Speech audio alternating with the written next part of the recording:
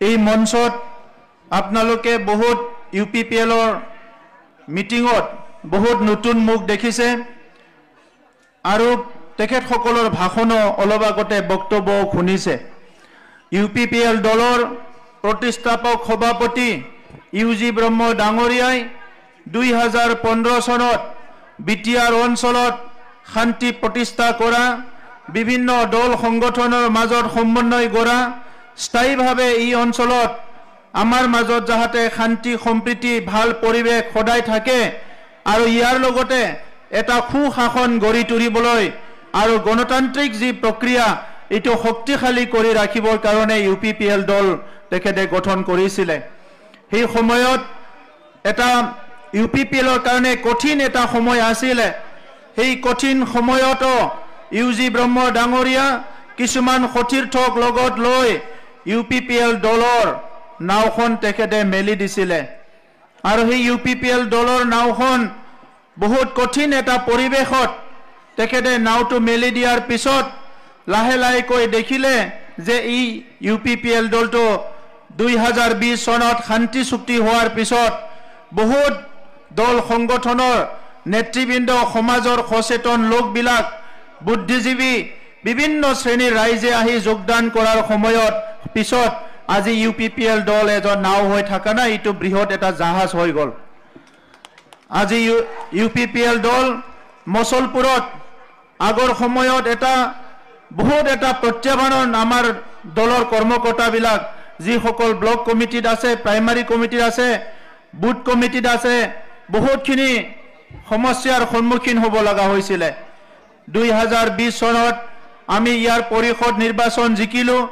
2021 চনত আমি ইয়াৰ MLA যি নিৰ্বাচন হৈছিলে সেই নিৰ্বাচন আমি চাপাগুৰি আৰু বৰমা দুইটা সমষ্টি জিকিলোঁ। ইয়াৰ পিছত আজি লাহে লাহেকৈ যি মছলপুৰ অঞ্চলত এটা সময়ত অশান্ত আছিলে এইটো স্থায়ী শান্তি ঘূৰি আহিছে। আজি মই ধন্যবাদ জনাব বিচাৰোঁ আমাৰ এই জিলাৰ পৰা ৰাজনৈতিক নেতৃত্ব দি পেলাই যিসকলে কাম কৰিছে। আমাৰ অধ্যক্ষ কাতিৰাম বড়ো ডাঙৰীয়া তেখেতে সকলো জাতি জনগোষ্ঠীক লৈ কাম কৰা আৰম্ভ কৰিছে। ৰাকেশ ব্ৰহ্ম EM ডাঙৰীয়া আমাৰ সকলো জাতি জনগোষ্ঠী, সকলো ৰাইজক লৈ কাম কৰা ইতিমধ্যে আৰম্ভ কৰিছে। ভূপেন বড়োচা ডাঙৰীয়া এজন বিধায়ক হিচাপে তেখেতে সকলো জাতি জনগোষ্ঠী, সকলো অঞ্চলক লৈ আগবাঢ়ি যোৱাৰ কাৰণে কাম কৰিছে। আৰু আমাৰ সকলোৰে জ্যেষ্ঠ ইউজি ব্ৰহ্ম ডাঙৰীয়া তেখেতে এই জিলাৰ পৰা বিধায়ক হিচাপে জিকি যায়, মন্ত্ৰী হৈ পেলাই আজি মছলপুৰৰ আশে পাশে বাক্সা জিলাৰ বিভিন্ন অঞ্চলত বিভিন্ন উন্নয়নৰ কাম কাজবিলাক আমাৰ মুখ্যমন্ত্ৰী ডাঙৰীয়াৰ লগত মিলি পেলাই কামবিলাক আৰম্ভ কৰিছে। আজি বাক্সা জিলাত অসমমালা ৰাস্তা হৈছে, বাক্সা জিলাত ষ্টেডিয়াম নিৰ্মাণ হৈছে, DC অফিচ নিৰ্মাণ হৈ আছে, বিভিন্ন কাম কাজবিলাক আজি বাক্সা জিলাত হৈ উঠিছে। সেইকাৰণে আজিৰ সময়ত আমি সকলো উপলব্ধি কৰিছোঁ যদি ভাল চিন্তাৰ নেতৃত্বই ৰাজনীতিক দায়িত্ব লয়, যদি সুচিন্তাৰ মানুহে যদি ৰাজনীতিক দায়িত্ব লয়, সমাজত বহুত পৰিৱৰ্তন আনিব পৰা যায়। ভাৰতবৰ্ষ স্বাধীন হোৱাৰ পিছত সেই সময়ৰ প্ৰধানমন্ত্ৰী পণ্ডিত জৱাহৰলাল নেহৰু ডাঙৰীয়াই এখন কল্যাণকামী ৰাষ্ট্ৰ নিৰ্মাণ কৰাৰ সপোন দেখিছিলে আৰু আজিৰ প্ৰধানমন্ত্ৰী নৰেন্দ্ৰ মোদী ডাঙৰীয়াই ভাৰতবৰ্ষখন এখন বিকশিত দেশ হিচাপে গঢ়িব বিচাৰিছে। অসমৰ সেই সময়ৰ মুখ্যমন্ত্ৰী গোপীনাথ বৰদলৈ ডাঙৰীয়াই অসমৰ জাতি জনগোষ্ঠীৰ সকলো সাংবিধানিক অধিকাৰ প্ৰদান কৰি অসমখন আগুৱাই নিয়াৰ কথা সপোন দেখিছিলে আৰু আজিৰ মুখ্যমন্ত্ৰী ডক্টৰ হিমন্ত বিশ্ব শৰ্মা ডাঙৰীয়াই অসমখন ভাৰতৰ ভিতৰতে এখন উন্নত ৰাজ্য হিচাপে গঢ় দিয়াৰ কাৰণে চিন্তা কৰিছে। আৰু এনেকুৱা সময়ত আমাৰ বিটিআৰ অঞ্চলৰ 5খন জিলা 35 লাখ জনসাধাৰণ আমি কেতিয়াও পিছ পৰি থাকিব নোৱাৰো। আৰু পিছ পৰি থাকিব নোৱাৰিলে যিসকলে আচলতে বিটিআৰ অঞ্চলৰ মানুহক ভাল পায়, যিসকলে বিটিআৰ অঞ্চলৰ গৰীব দুখীয়া, আমাৰ খেতিয়ক, মহিলা, বিভিন্ন শ্ৰেণীৰ ৰাইজৰ লগত আজি থাকি পেলাই কাম কৰিবলৈ বিচাৰে, সেই নেতৃত্ব একত্ৰীকৰণ হৈ পেলাই এক হৈ পেলাই সমাজৰ কাৰণে কাম কৰিব লাগিব। বহুত মানুহ, বহুত দলে কেতিয়াবা কয় আমি BTC দখল কৰিম, এইবাৰ BTC দখল কৰিম। মই তেতিয়া কৈছোঁ যে BTCক দখল কৰিব নালাগে এই দখল কৰা কৰি কামবিলাক আগতে ব্ৰিটিছে কৰিছিলে আৰু এতিয়া দখল কৰিব নালাগে এতিয়া সেৱা কৰিব লাগে ৰাইজক সেৱা কৰিব লাগে আৰু আমি দখল কৰিবলৈ আহা নাই এই BTC অঞ্চলত আজি আমাৰ মা দেউতা দাদা ভাই মোৰ নিজৰ মা নহব পাৰে বহুত মা আছে ইয়াতে দাদা ভাই ভনী সকল আছে এই সকলক আমি আগুৱাই নিব লাগিব ইয়াত বড়ো আছে অসমীয়া আছে আদিবাসী আছে হৰণীয়া মডাই মাইনৰিটি বঙালী গোৰ্খা বিভিন্ন জনগোষ্ঠী ৰাজবংশী আমি একেলগে বসবাস কৰিছো আৰু এই জনগোষ্ঠী বিলাকৰ সকলোকে লৈ 35 লাখ জনসাধাৰণ এটা পৰিয়াল এইটো হল BTRৰ পৰিয়াল যোৱা স্বাধীনতাৰ 78 বছৰত আমি একেলগে আছো কেতিয়াবা কান্দিব লগা হৈছে কেতিয়াবা হাঁহিব লগা হৈছে কেতিয়াবা ভূমিৰ সমস্যাত ভুগিছো কেতিয়াবা বিভিন্ন সমস্যাত আমি ভুগিছো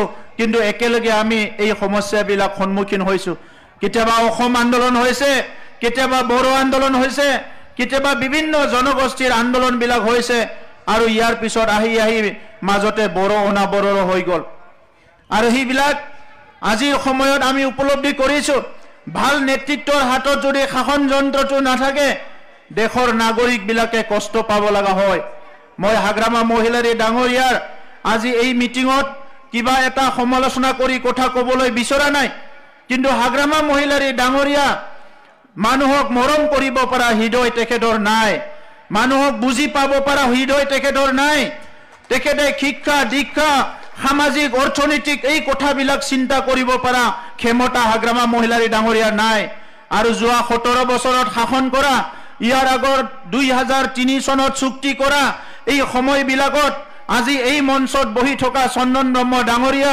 খাম্পা বৰগয়াৰী ডাঙৰীয়া এই সময়ত ৰাজ্যসভাৰ সাংসদ হিচাপে ইউজি ব্ৰহ্ম ডাঙৰীয়া এই নেতাসকলে লগ লাগি প্লাই 2003 চনত BTC চুক্তিৰ আটাইবোৰ কামবিলাক কৰিছিলে আৰু ইয়াৰ পৰৱৰ্তী সময়ত যেতিয়া চৰকাৰ চলি আছিল BPF দলৰ এই সময়ত আমি বাহিৰৰ পৰা গম পাও যিবিলাক অফিচিয়েল সাংবিধানিক আইনগত এই গোটেই কাম কাজবিলাক কথাবিলাক এই নেতাসকলে কৰিছিল তাৰ হাগ্ৰামা মহিলাৰী ডাঙৰীয়াৰ কোনো অৱদান নাছিল আজি হাগ্ৰামা মহিলাৰীয়ে কৈ ল'ব পাৰে 17 বছৰ ৰাজনীতিক নেতা হোৱাৰ পিছত ইমান বছৰৰ অভিজ্ঞতা লোৱাৰ পিছত আজিলৈকে মানুহবিলাকক তুচ্ছ তাচ্ছিল্য কৰি কথা কয় কোন কথাটো সাংবিধানিক কোন কথাটো অসাংবিধানিক এই কথাবিলাকত তেখেতে বুজি নাপায় হস্তিয়া ৰাজনীতি আৰু মূল্যবোধৰ ৰাজনীতি কাক কোৱা হয় এই কথাটো আজিলৈকে তেখেতে বুজি পোৱা নাই আৰু মোকটো ব্যক্তিগতভাৱে যেতিয়া এফসু প্ৰেসিডেন্ট আছিল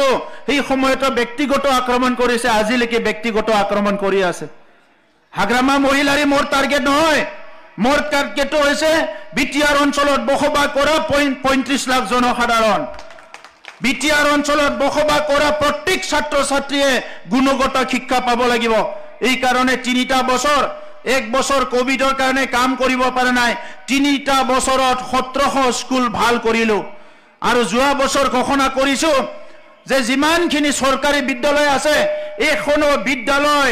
এখনো বিদ্যালয় বৰষুণ পৰিব লাগা স্কুল নাথাকিব সব বিদ্যালয় ঠিক কৰিম মই আহি থকাতে ৰাস্তাত বাপুজি হাই স্কুল দেখা পাইছো আৰু লগে লগে মই কৈছো ইয়াতে যে বাপুজি হাই স্কুলৰ টিং বিলাকৰ অৱস্থা ভাল নহয় মোক কিতাবা এপ্লিকেশন দিছিলে কৈছিলে যদি মই নাজানো মই আহি কি ৰাকেশ ব্ৰহ্ম কৈছো মই ইয়াৰ পৰা ৰিটাৰ্ন যাওয়াত স্কুলত যাম যদি মই যাব নোৱাৰো ৰাকেশ ব্ৰহ্মই যাব আৰু গোটেই স্কুলৰ টিং চেঞ্জ কৰাৰ কাৰণে 35 লাখ টকা মই ৰাস্তাতে আইতে ঠিক কৰিছো স্কুলত দিব লাগিব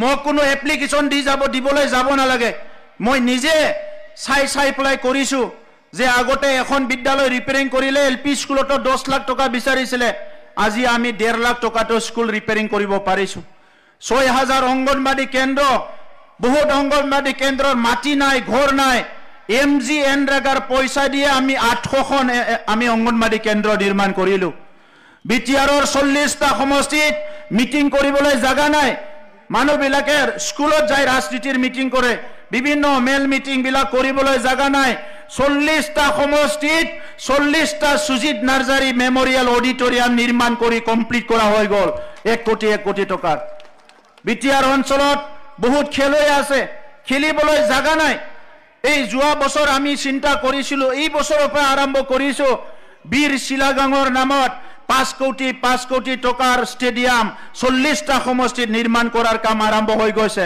ইতিমধ্যে 12খন ষ্টেডিয়াম নিৰ্মাণৰ কাম কমপ্লিট হ'বলৈ গৈ আছে। আজিৰ সময়ত আপোনালোকে দেখিছে যে আমি শিক্ষা দীক্ষা অৰ্থনৈতিক আৰু সামাজিক ব্যৱধানবিলাক দূৰ কৰি এটা ভাল অঞ্চল হিচাপে গঢ় দিব বিচাৰিছোঁ।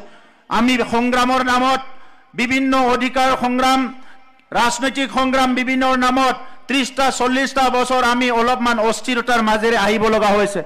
এতিয়া BTC অঞ্চলত স্থিৰতা আহিছে। এইখিনি সময়ত আমি মানৱ সম্পদ গঢ়িব লাগিব, অৰ্থনৈতিকভাৱে আগুৱাই যাব লাগিব, সামাজিক স্থিৰতা আনিব লাগিব। প্ৰত্যেকটো জনগোষ্ঠীয়ে নিজৰ ৰীতি নীতি সংস্কৃতি লৈ আত্মা সন্মান লৈ জীয়াই থাকিব পৰা এটা পৰিৱেশ গঢ়িব লাগিব।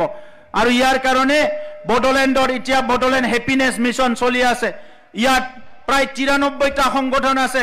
প্ৰত্যেকটো সংগঠনক BTR চৰকাৰে মাতি আলোচনা কৰিছে কোন জনগোষ্ঠীৰ কি সমস্যা আছে। 26টা জনগোষ্ঠীৰ ভিজন ডকুমেণ্ট বনোৱা হৈছে। এই ভিজন ডকুমেণ্টবিলাকত কোনোবা কৈছে আমাৰ মহিলাসকলৰ সমস্যা আছে, কোনোবা কৈছে মাটিৰ সমস্যা আছে, কোনোবা বিভিন্ন সমস্যা আছে। আজি 3টা বছৰত 2,43,000 পৰিয়ালৰ মাটিৰ সমস্যা সমাধান কৰা হ'ল। 3টা বছৰ ভালকে কাম কৰি আমি প্ৰায় 2,92,000 গৰীব মানুহৰ প্ৰধানমন্ত্ৰী আৱাস যোজনাৰ ঘৰ নিৰ্মাণ কৰা হৈ গ'ল। ইতিমধ্যে প্ৰধানমন্ত্ৰী আঁচনি গাঁৱে গাঁৱে পানীৰ কাৰণে JJM যিটো জল জীৱন মিছনৰ আজি পাইপ লাগিছে। ক'ৰবাত পানী পোৱা নাই। কিছুমানৰ কাৰণে 2 মাহৰ কাৰণে কাম অলপ স্থগিত হৈছিলে, লাহে লাহে আকৌ হ'ব। বাক্সা জিলাৰ উত্তৰ অঞ্চলত মানুহবিলাকে জান জুৰিৰ পানী খাব লগা হয়। মই আমাৰ PHCৰ EM ডাঙৰীয়া কৈছোঁ ডক্টৰ নীলোৎ স্বৰ্গীয়াৰীক যে আকৌ ছাৰ্ভে কৰিব লাগে, য'ত JJM নাই ইয়াত আমি SOP দি পইচাৰ পৰা ৰাইজক টিউবৱেল লাগে যি লাগে দি পেলাই সম্পূৰ্ণ পানী পোৱা ব্যৱস্থা কৰিব লাগে। মই সেই ব্যৱস্থাখিনি কৰিছোঁ। দিহিৰাত C block, A block, C block এইবিলাকৰ মাটিৰ সমস্যা হৈ আছিলে। এতিয়া আমি দিহিৰাৰ মাটিৰ সমস্যা সমাধান কৰাৰ কাৰণে ইতিমধ্যে কেডেষ্ট্ৰিয়েল ছাৰ্ভে কৰিছে, ড্ৰোন উৰা হৈছে। এতিয়া আমাৰ এক্সপাৰ্ট আনি পেলাই তাত আমাৰ যিবিলাক মাটিৰ চিঠা বহীবিলাক আজি ড্ৰয়িংবিলাক কৰি থকা হৈছে। আমাৰ সময়ত কোনো জাতি জনগোষ্ঠীক আমি সমস্যাত পেলাবলৈ বিচৰা নাই। এটা সময়ত আছিলে জাতি ভেদাভেদ, কিবা ভেদাভেদ। সেই সময়ত বড়ো কৰি 10 বছৰৰ কাৰণে MP টো জিকাব পাৰিলে, কিন্তু সেই সময়ৰ MP ডাঙৰীয়াই কাৰো একো কাম কৰিব নোৱাৰিলে। তো সেইকাৰণে আজি তেখেতৰ দিনখিনি গ'ল। আজিৰ সময়ত আমি 1 মিনিট সময়ো নষ্ট কৰিব বিচৰা নাই।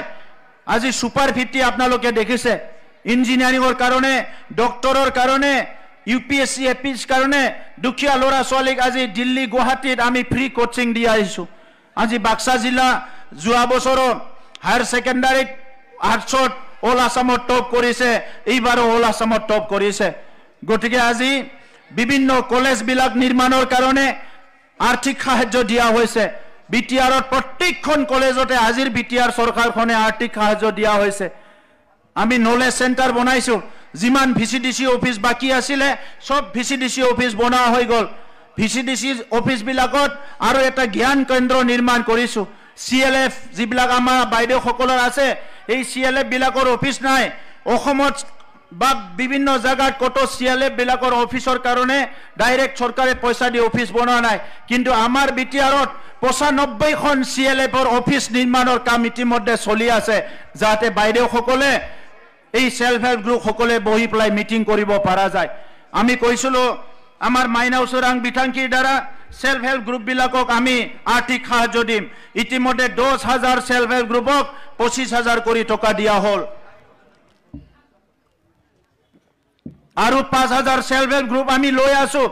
এই 5,000 সেলফ হেল্প গ্ৰুপক আমি বিভিন্ন তেখেতসকলক প্ৰয়োজন বস্তুবিলাক দিব বিচাৰিছোঁ, যাতে মেল মিটিং কৰা, সামাজিক কাম কৰা বিলাকত সহায় কৰিব পাৰে। তেখেতসকলক ট্ৰেইনিঙৰ ব্যৱস্থা কৰিছোঁ। কোনো এটা কাম আজিৰ চৰকাৰে নজানা কোনো এটা সমস্যা, কোনো এটা কাম নাই। 99ৰ চাকৰি মানুহবিলাকে ঘৰে ঘৰে যাই চেণ্ডেল জোতা ছিঙি গৈছিলে, অৱস্থা বেয়া হৈছিলে। এই 99 চাকৰি আমাৰ দিনত কোনো আঠানা পইচা নিদিয়াকে চাকৰি পাইছে 100% চাকৰি দিয়া হৈ গল টেট পাস কৰি থকা বিলাকে চাকৰি পাইছে 187 জন টেটত বাকি আছে তেখেত সকলক আমি এসআইও ৰখি আছো এসআইও পোৱা লগে লগে হিখিনিৰ এপইন্টমেন্ট দিয়া হ'ব পিজিটি আৰু জিটি টিচাৰ বিলাকৰ ইন্টাৰভিউ হৈ গল সেকেন্ড ফেজ ভাইবা হ'ব ইটো শেষ হোৱাৰ লগে লগে মাৰ্চ মাহৰ শেষত আমি আৰু 1400তে অধিক টিচাৰ এপইন্টমেন্ট দিবলৈ গৈ আছো বিটিসি সৰকাৰৰ এতিয়া থাৰ্ড গ্ৰেড ফ'ৰ্থ গ্ৰেডৰ ইন্টাৰভিউ বিলাক হৈ আছে মই শুনিছো কতবা টকা বিচাৰা কিবা বিচাৰা কথাবিলাক ওলাইছে মই ৰাইজক সজাগ কৰি দিব বিচাৰিছো কোনো জাহাতে চাকৰি নামত আঠানা পইচাও নিদিয়ে ইতিমধ্যে বহুত অফিচাৰ সাসপেন্ড হৈছে আমাৰ ইয়াত কোনো দিব নালাগে আজিৰ সময়ত যেটো টেৰৰিজম আজিৰ সময়ৰ যেটো আমাৰ চাবলৈ গলে যেটো সন্ত্ৰাসিত কৰা পৰিবেশ ইটো হল ঘুষৰ পৰিবেশ দুখীয়া মানুহ কষ্ট কৰি এমএ পাস কৰে ডিগ্ৰী পাস কৰে মা দেউতাকে গৰু ছাগলী বিক্ৰী কৰে পিছত চাকৰিৰ কাৰণে লাখ লাখ টকা দিব লাগে এই সমস্যা অসমত স্থায়ীভাৱে সমাধান কৰি দিয়া হল আজি অসমৰ মুখ্যমন্ত্ৰী ডাঙৰীয়াই লাখত চাকৰি দিছে কিন্তু কাকো আঠানা পইচাও মানে ঘুষৰ কথা নাই বিটিআৰ অঞ্চলত আমি প্ৰায় 7000 চাকৰি দিলো কোনো আঠানা পইচাও ঘুষ লব পাৰা নাই আৰু কোনবা যদি ঘুষ লোৱাৰ ৰিপৰ্ট হয় লগে লগে সাসপেন্ড হ'ব লগে লগে একশন হ'ব লগে লগে জেলত যাব লাগিব দুই কাৰণে আজি আমি যিবিলাক সমস্যা সন্মুখীন হৈ আহিছো এই সমস্যাবিলাক পুনৰবাৰ আমি ৰাইজক দিব বিচৰা নাই কিন্তু এইখিনি কাম কৰিবৰ কাৰণে ভাল নেতৃত্ব ভাল চিন্তা মানুহৰ হাতত ৰাজনৈতিক দায়িত্ব থাকিব লাগিব আৰু ইউপিপিএলৰ এজন কৰ্মী হিচাপে মই ইয়াত আজি সভাপতিৰ দায়িত্ব লৈছো কিন্তু এজন কৰ্মী হিচাপে মই ইয়াত কোনো নেতা হিচাপে আহা নাই আজি মোক শিৱৰ দায়িত্ব দিছে এই দায়িত্ববিলাক খন্তেকিয়া মই চিৰদিন শিৱ হ'বলৈ আহা নাই মই শিৱ হৈ থাকি যদি ৰাইজৰ এটাও সহায় কৰিব নোৱাৰো মোৰ শিৱ হোৱাৰ কোনো মিনিং নাই মই ইয়াত ৰাজনৈতিক নেতৃত্ব দি মই যদি ইয়াৰ ৰাইজক একো সহায় কৰিব নোৱাৰো ইয়াত ৰাজনৈতিক নেতৃত্ব দিয়াৰ একো মিনিং নাই এই কাৰণে ইউপিপিএলত আমাৰ প্ৰিন্সিপাল সিধা আজি টিকেট বিচাৰা সকলক মই কৈছো বিপিএফৰ হাগ্ৰামা মহিলাৰী ডাঙৰীয়াই বিৰাট ডাঙৰ এটা বজাৰ খুলি দিছে 2 লাখ টকা দি পেলাই এপ্লিকেশন দিব লাগে তেখেতে ধান্দা কৰিছে যদি এটা সমষ্টিৰ পৰা 5জন ডজন এপ্লিকেশন দিয়ে তাত 5 কোটি 10 কোটি টকা অলৰেডি তেখেতে লৈ লব মানে মানুহৰ পৰা আমাৰ ইউপিপিএল দলত যি সকলে টিকেট পাব সেই সকলে আঠানা পইচাও দিব নালাগে কিন্তু তেখেতে কোনো লবি কৰিব নোৱাৰিব তেখেতে কোনো ধৰণৰ তেখেতৰ যেটো বিহেভিয়াৰ স্বভাৱ চৰিত্ৰ মানুহে ভাল পোৱা হ'ব লাগিব মানুহে ভাল পোৱা নেতা বিলাককে আমি দায়িত্ব দিব বিচাৰিছো